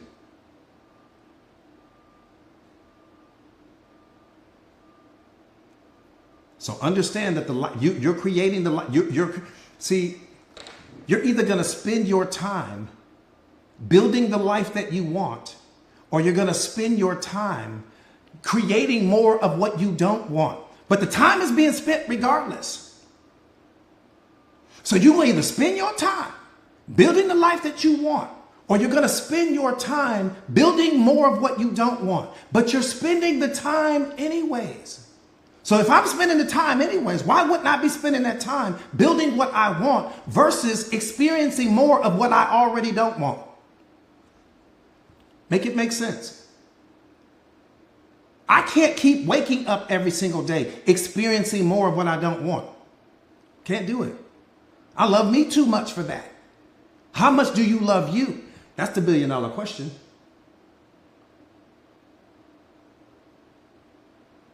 One more time, most people are more concerned with how their life looks to other people than how it feels to them.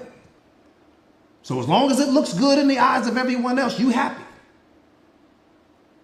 Even though you're suffering in silence internally.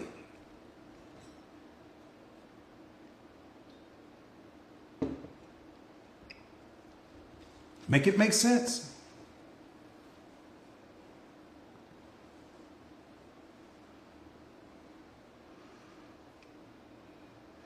Let me leave you guys with this.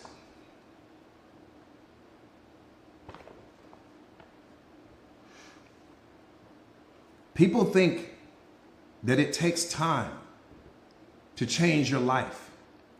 It doesn't. It doesn't. Thank you so much for that, Mama. Thank you. You know, people think that it takes time to change your life. It doesn't. It only takes a decision. That's it. It doesn't take time. It only takes a decision, because the moment that you make the decision, the moment that you make an unwavering decision, your life changes immediately. Now, you may not see all of the results, but energetically and spiritually, you've already made the shift. God knows you are 10 toes down with respect to that particular shift that you made that's based on that decision. And he's going to start to surround you. See, you stay stuck because you don't know what's coming. And because you don't know what's coming, you rather hang on to what you already know than to walk into what you don't know. That's why most of us stay stuck. Because you're looking for the evidence first. No, when you're dealing with God, he's not going to show you the evidence first. He's going to tell you, just take off walking. I'm going to make sure that everything goes the way that you need to. Just take off walking. That's how I changed my life. Just take off walking. I'm walking away from everything. I'm like, well, wait a minute. Hold on. Can I take off, set everything down and take off walking? That was the most terrifying decision I've ever made in my life. But when you think about life only makes sense in reverse. Think about what I'm saying. Life only makes sense in reverse. When you look back over your life, it makes all the sense in the world. The problem is that reverse view that you get, you don't get that same view when you're looking out into the future, because that's where you got to put your trust in him. It only makes sense in reverse. Makes no sense moving forward, because now you need him. That's why you need him. So when you're putting your trust and you're putting your faith in him, right? I don't need to know I just need to master my moment. When I master this moment, the future will take care of itself. Right? So one more time, it doesn't take time to change your life. It takes an unwavering decision. The decision to leave the toxic relationship changes your life immediately. The decision to stop drinking or doing drugs changes your life immediately. The decision to love yourself unconditionally in this moment changes your life immediately. It doesn't take time to change your life. It takes an unwavering decision. Some of you guys are stuck because you haven't made the decision. Period.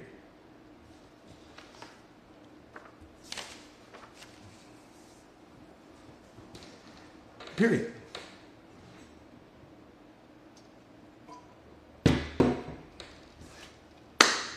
So real quick, you guys, hopefully you guys enjoyed the live. My goal anytime I do a live stream is to leave you better than I found you. So hopefully I was able to hit my mark as far as that is concerned. Yeah, absolutely, Danny. Absolutely. But just so you guys know real quick, my name is Jordan Williams. For everyone that's new to the platform, my name is Jordan Williams. I am a certified life coach. I specialize in self-awareness and self-mastery. Those are labels that I attach to myself, but they don't really describe what it is that I do, right? And my goal, my purpose, my mission, which I'm operating out of my purpose right now in life. I think that right there, just that in and of itself, is the most perfect. It's the most beautiful thing in the world. Just to be operating out of your purpose. Why? Because your purpose gives you energy. It never takes energy away from you. So sometimes when you wake up and you're tired and you're drained and you're all of these things, it's because you're out of alignment with your purpose. You're not doing what you were created to do. You're doing something to pay the bills. You're doing something to make ends meet, but you're not living out of your purpose. You're not living out of that thing that God created you to do specifically.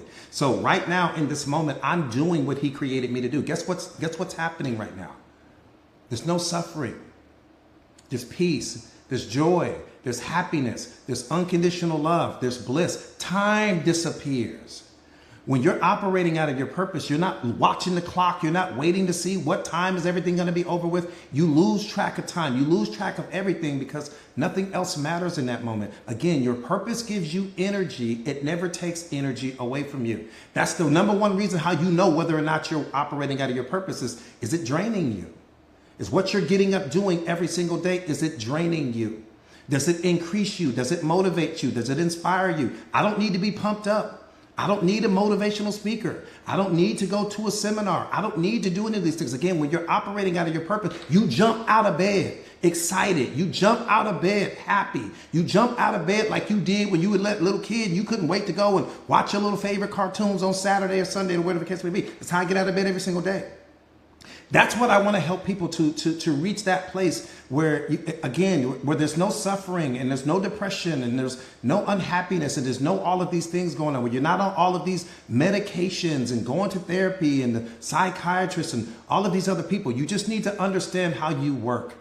Having said all of that, again, I'm a certified life coach. I specialize in self-awareness and self-mastery. I've helped to change and transform tens of thousands of people's lives all over the planet. There's probably 200 of those people on this live right now as we speak that have had the spiritual awakening or they're on that journey to their spiritual awakening. Let me tell you what's beautiful about your purpose. When you're operating out of your purpose, you're going to change people's lives just by being who you were. Just by showing up and being you. Just think about that for a second. Just imagine that.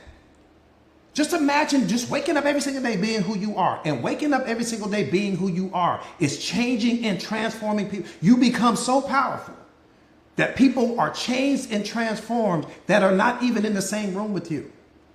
That's how powerful God is. That's how powerful He is. Where you can just walk in a room, get on a call, jump on a Zoom, have a conversation with someone and transform the way that person feels about themselves in that moment. Bring that person to some spiritual awakening. Bring that person to some level of awareness. Help that person get up out of their depression. Be the light for that person. Be the answer or the blessing in that moment. That's what happens when you're operating out of your purpose, whatever your purpose may be, right? And so with self-awareness, that's goal number one. It's just to start operating out of your purpose, right? Let's find your purpose, what we call your zone of genius, where your purpose and your passion unite. That's your zone of genius.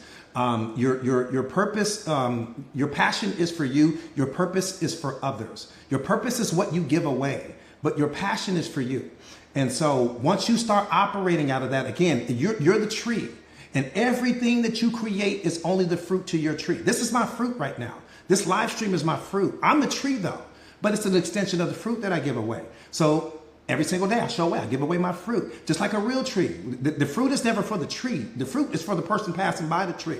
The tree doesn't eat its own fruit. And the same thing with me. I don't get off on my own content. I create content and I hope that the right person aligns with the content and that there's some emotional exchange, some spiritual exchange there. That's the whole point, not to be missed. So for you guys that are, type me in the comments if you feel as though you are one of God's chosen ones, if you feel that you're ready for a spiritual awakening, if you feel like you're ready to take your life to the next level, just type me in the comments real quick. Let me see how many me's I got. Steve, what's up, Steve?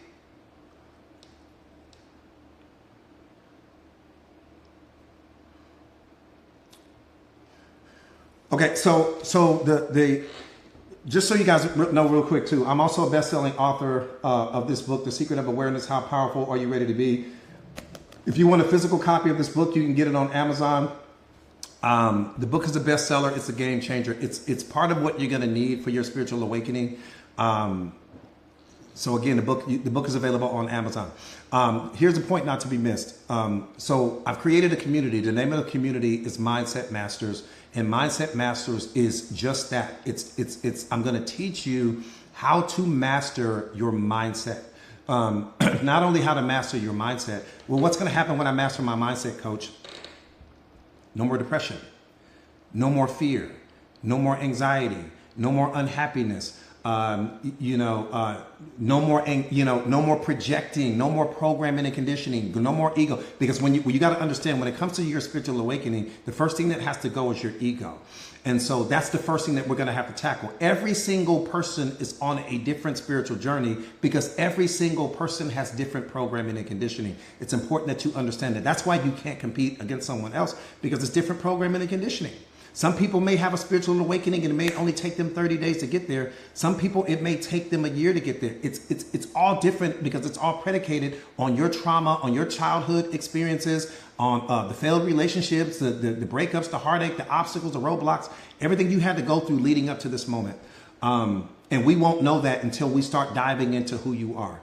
But the point not to be missed is this. In this Mindset Masters community, and this is not the community is separate from this, but in the Mindset Masters community, all of my live streams are archived there. There's probably over 100 live streams archived there, and I add new ones there every single day. So that's the number one asset, in my opinion, there. Because why? Because now I can pause, I can rewind, I can screen record, I can take certain notes. I can take notes out of that, and that's going to help with your spiritual awakening, coupled with the book. But also, I've got a podcast that's only available inside of the community. You're going to have access to that. You're going to have access to me around the clock. You're going to have access to me, and then also inside the community. I'm writing every single day and posting every single day. There's things happening inside the community that I never share on all of the other public platforms. And you'll see that once you get inside of the community. What else, you guys? What am I forgetting about? There's so much that I'm horrible at breaking down what happens inside of the community, because there's so many parts that go on inside of there. But again, at the end of the day, you're going to get 2 life coaches. You're going to have 1 executive coach. All of the podcasts, all of the live streams, what I write every single day, and you're going to have access to me. And everyone inside the community has a growth mindset. Everyone inside the community is one of God's chosen ones, and they're all on their own spiritual awakening journey. Some of them have already reached that place, even though they're still growing and evolving, but they're so far away from who they used to be. So what you guys want to do is this. The community is $1 a day. Literally, that's it. It's $29 a month. No monthly contracts. It's a month to month. If you only need it for a month, get it for a month. If you need it for 2 months, get it for 2 months. The community is $1 a day, $29 a month. And you go, so what you're going to have to do is go to my profile page right now. Go to my profile. Let me say this, be careful, because there's probably going to be, there's so many fake accounts and people pretending to be me on social media that it's mind blowing. So do not subscribe. If somebody, I will never direct message you. So if somebody's like, hey, it's going to say Mindset Masters, it's going to say all of that. It's not me. Go to my profile page right now, click the link that says join now, and then it'll take you to the sign up page, and then you guys will get signed up. It'll probably take you a minute to get signed up. That part right there, and choose yourself today. That's it. Choose yourself today. It's the best investment you're going to make in yourself all day today. And then when you guys get signed up, you're going to also receive a free copy of the book. So when you get signed up, you're going to receive a free copy of the book, because you're going to need this. This is essential to the community. And I do exclusive live streams. That's what I forgot. I do exclusive live streams inside the community every Tuesday and Thursday. We had a phenomenal one last night. Phenomenal live stream last night. So you're going to get a free copy of the book as well today. But you got to send me your email address once you get inside of the community. Send me your email address inside, not here on TikTok, please. I appreciate that. I appreciate that, Mama. Thank you. Thank you.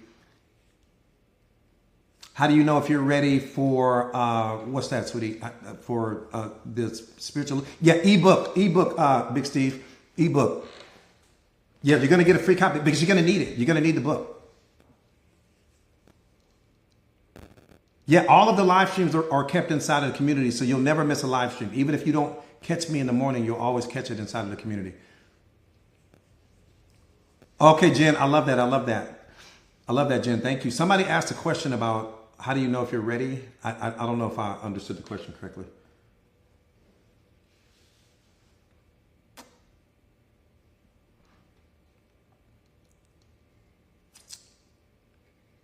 Steve, come join us, man. You're going to love the community.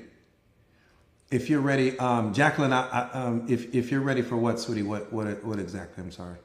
If you're ready for the community, if you're ready for your spiritual awakening, if you're ready for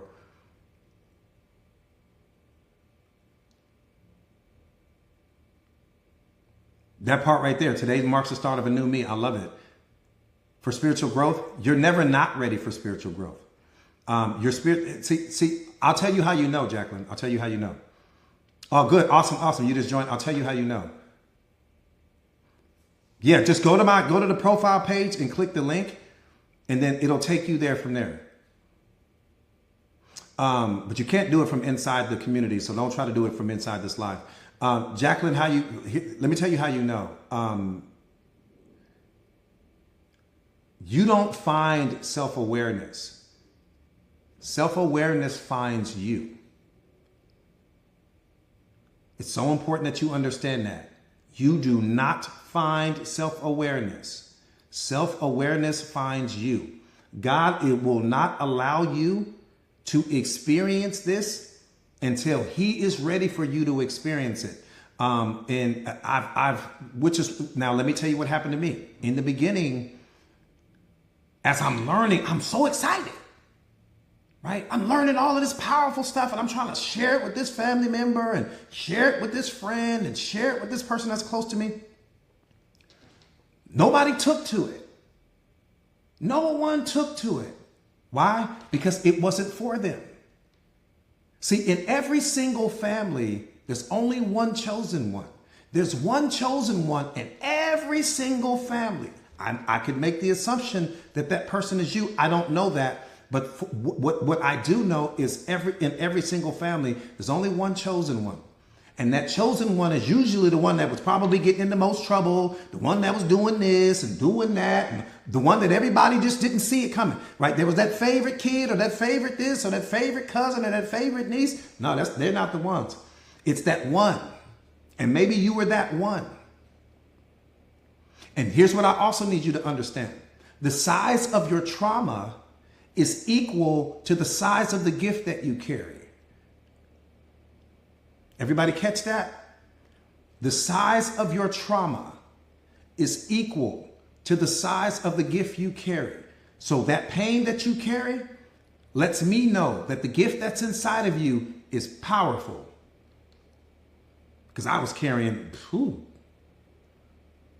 I would have never became this version of me.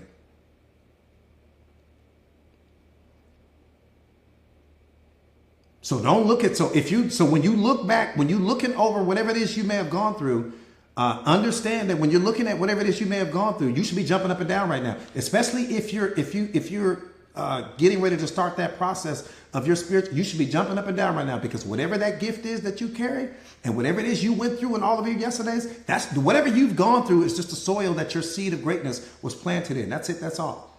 You'll understand that once you start to become more self-aware. You'll understand that your story was just the soil that your seed of greatness was planted in. God planted you in a certain environment for a reason, around certain people for a reason, had certain experiences for a reason. And if I were to remove any one of those experiences that you had leading up to this moment, you wouldn't be who you are right now. You wouldn't be getting ready to have the spiritual awakening. So celebrate every single part of who you are. Celebrate every single chapter of your life leading up to this moment. See, that's the problem. We reject certain chapters. Right? You got certain chapters that you showcase to the world and to your family and to people on social media. And then you have certain chapters that you're ashamed of, or certain chapters that you suppress. No. In order for your spiritual awakening, the first step is to fall in love with the book. Love the book called you. It's your book. It's your story. We've been programmed and conditioned to tell everyone else's story. You're so good at telling how someone else's life went and this person went over here. No, you were created to tell your story. Tell your story. Not someone else's. And even though that person may have went through adversity and struggles, we don't categorize and look at them the same way that we look at our own. No, you were created to tell your story, because your story is going to be the medicine that someone else. How did you overcome all of that? How did you become this powerful person? How did you become self-aware? How did you become a master of self? How did you develop the ability to walk in a room and transform the whole room, to walk in a stadium and transform the whole stadium, to sit in a car and transform the car into an office, to walk into a home and transform the home into a building? That's how powerful you're getting ready to become. That's how powerful you're getting ready to become. We're just being who you are is medicine. I wake up every single day mind blown. And and my number one, D, you know this, D. My number one thing that I told God, just don't make me weird. Please, God, don't make me weird. Whatever you do, please don't let me just turn into some weird person. I got robes on and walking around with stuff all on my head. Please don't let me be weird. Please. That was the number one thing I begged him for. Please don't let me be weird. Too many of these people are just weird. They're just weird. They take it too far. They do too much with it. That was the number one thing. I was like, I'll do anything you want me to do. I'll fly to Africa. I'll swim across the ocean. I'll do anything you want me to do. Just please don't let me be weird. Please. Don't let me turn into some weird version of myself. I've been cool my whole life. Just please don't let me be weird. Y'all laugh. I'm serious. I'm serious. I look at my brother. I'm like, ooh, I don't want to be like that. He's a preacher for real. I'm like, I don't want to be like that. If I got to look like that, I don't want to do it. I'm just being for real. If I got to look like that, I don't want to do it. If I got to walk up and the moment I walk up, everybody getting all tense and, oh, what he getting ready to say? He going to start preaching to us. Oh, he going to start doing it. No, I don't want to be that person. Because I know how I feel when people walk up holding the Bible and, son, can I talk to you? And, my daughter, can I talk to you? Can I pray for? I don't want to be that person.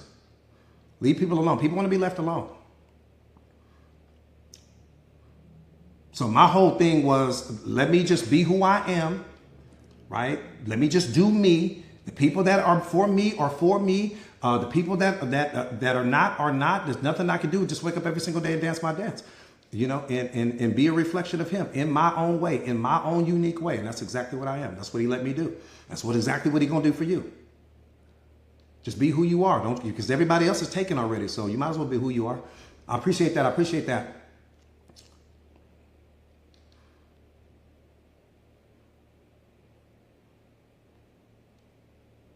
Yeah, people want to be left alone, man. Nobody wants you walking up, quoting Bible scriptures and all of that to them. Nobody want to hear all of that. Look at Muhammad, my brother. That's my brother right there, Muhammad. What's going on, man? We're going to have coffee somewhere, Muhammad. We're going to be in the airport. We're going to be somewhere. We're going to cross paths. You're going to be like, Coach. Come on, King. I'm telling you, man, nobody want all of that, man. People walking up on you, man. Just leave people alone. People want to be left alone today, man. People just leave people alone. The right people going to find you. See, when you become self-aware, the right people are going to find you. You're not going to have to go looking for them anywhere. They're going to find you. You see. And still be who you are. Still be fly as hell. Still go and do whatever it is you do. And that's another thing. Don't give up anything right now. If you're on your spiritual, that's the number one thing that I tell people. Let me say this real quick before I get out of here. Don't give up anything right now. If you drink, drink. If you smoke, smoke. If you like to go out and party, go out and party. Continue doing everything that you're doing. But this is what you have to understand. There's something called time under tension. And time under tension means that you intentionally set yourself in a state of isolation every single day.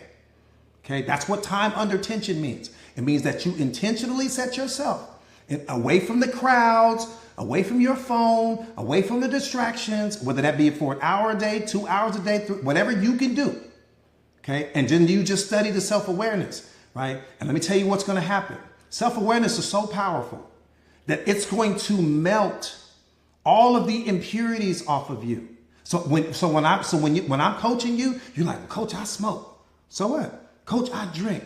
So what? Coach, I do this over here and I do that over there. I'm not worried about any of that. The self-awareness is infinitely more powerful than whatever it is you hanging on to. You're only hanging on to that thing because there's probably some void in you, and that thing helps you to numb that pain that you're experiencing from whatever created the void. I don't want you to let go of anything, because the moment you let go of something, now it feels like you're losing something. I don't want you to ever feel like you're losing anything. What's going to happen to you is that it's going to happen naturally and organically. You're just going to say, Coach, I stopped smoking. I know. But I didn't put my thumb on the scale. Does that make sense? I didn't push you in this way and this way. Or, Coach, I stopped doing this. And Coach, it'll happen on your own. Right? And when the awakening is happening, self-awareness is so powerful that it's going to literally melt away all of the impurities off of you. But you're going to do it. And the reason why it's going to stick for you is because you're going to do it. Nobody forced you to do it and forced you to do that. So I tell people all the time, just show up as you are. Just show up as the most authentic version of you, and let the awareness do what, once it gets inside of you and all of the other stuff like that, it's going to melt everything away. It's like a knife to hot butter. The butter can't hang on to the knife. The knife is too hot. Does that make sense? So that's how you'll know, Jacqueline. So just start studying, join the community, start studying, go hard, keep doing everything you're doing, right? And just let the awareness, just let it get inside of you, right? Let it get inside of you spiritually. It's going to wake your spirit up, because your spirit has been waiting for this. Your spirit has been waiting for this day. It's your programming and conditioning that's keeping you stuck. It's your ego that's keeping you stuck. It's your pride and your persona that's keeping you stuck. It's the mask that we wear every single day when we go outside that's keeping you stuck. It's not the awareness. Anyways, you said, should you match people's energy? It depends on what you mean by that. Because I could take that a few different ways. What do you mean when you say, should you match people's energy?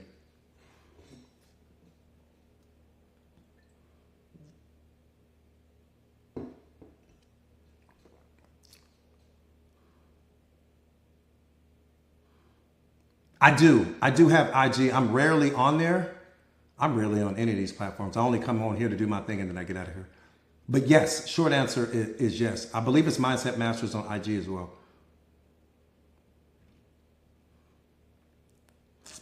Let me see that question, and then I'll get out of here.